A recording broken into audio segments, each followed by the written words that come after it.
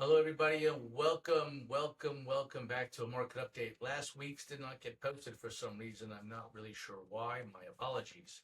But let's get into it. Again, our disclosures. Let's dive right into it. We are in the S&P 500. We can see what a crazy week we have had. I'm going to talk about some really interesting things. I'm going to get my highlighter turned on. We're going to do it in bluish, some form of blue. So let's come on over here. First of all, let's talk about this right here. Big sell-off day last week, and then it recovers. Here's what I want you to notice. One, we're outside the standard deviation channel, and even though it hit a low, it didn't hit what we predicted as the low for the month, and it snapped right back. I have to be honest with you, I have a hard time seeing the S&P 500 really drop below this 6,500 level right here, 6,550. I think we all know the war in Iran, we're going to win. I don't mean to sound like a jerk or egotistical, but I think we're going to win and markets will correct once that happens.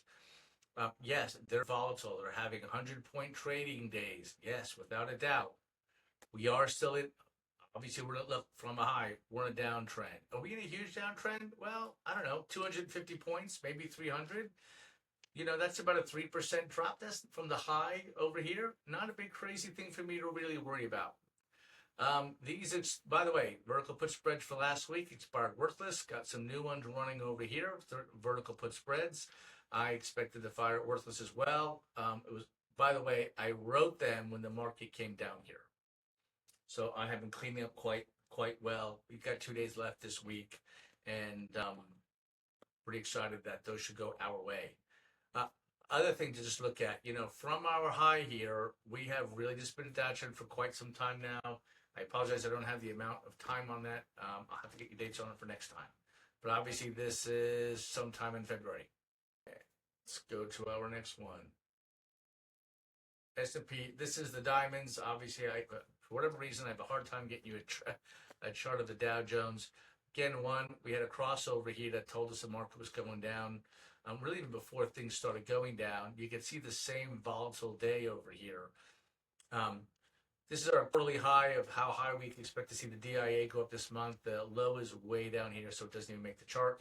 I don't have my monthly targets on this chart. I do apologize. But again, you can see we're way outside the standard deviation channel, and I think the market will continue to move back up from here.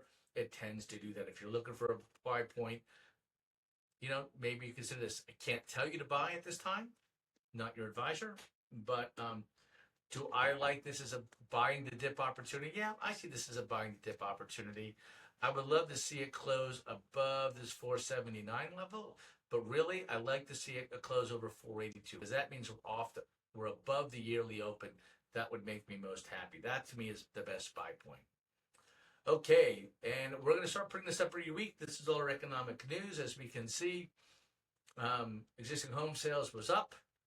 We can see our CPI was a tad high, but CPI core, oh, this is in the way, I'll move this so I can see it. Core CPI was a little bit low. That's really good to see. Is it great? No. I would love to see them both come in under forecast. That would be the best. Tomorrow we're going to have housing starts. That too is a big one. And it's good to see the forecast is higher than before. Building permits are expected to grow up. Trade balance is hopefully shrinking. This are job claims and continuing claims. Now, my opinion, I follow the continuing claims more so because that tells me how long it takes for people to get a new job. We did see a spike in the continuing claims in the past. It has started to come back down. I think that might slow down a bit. I'm reading a lot of things online about people having trouble finding new jobs. The big thing for later this month that we're going to care about is this right here. Let me get a pen on here.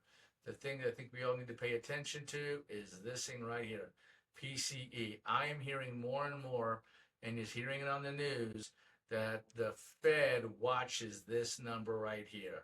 Watch that number right there. That's a key that the Fed looks at. Now, I did talk to a friend of mine, a client of mine who is in the banking business. He's retired now, been in banking for 35 years. He was the guy who came up with bank products. He does not think the Fed will cut rates this year. Yep. So he's got a big no to the cuts. But we'll see. I sort of agree with him.